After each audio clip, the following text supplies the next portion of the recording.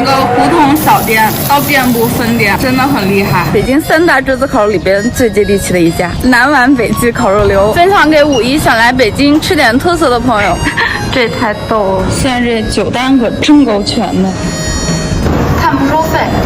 点的还是老朋友，香菜牛肉、酸菜羊肉，吃不了香菜的人都没法做这桌，真的满满的香菜的味道。炙子烤肉的篦子是完全锁水的，它就跟猛火爆炒一样，会比较嫩。想 DIY 那个小汉堡的，可以要一个煎鸡蛋，下在里边刚好吃。香菜牛肉蛋满分，已经咬过一口了。鸡蛋我点的是沙葱的，刚好吃这个香菜味。这黄芥末这几年创新还蛮多的。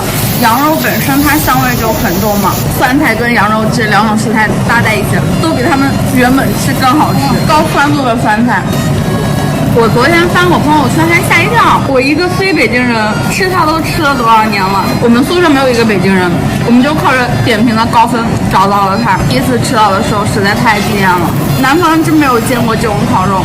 然后就成为我们根据地了，从一个胡同小店到遍布分店，有保留住传统，也有很多的创新，真的很厉害。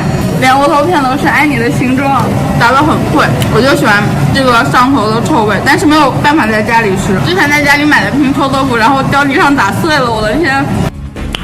吃完对面就是3元里，还能逛逛。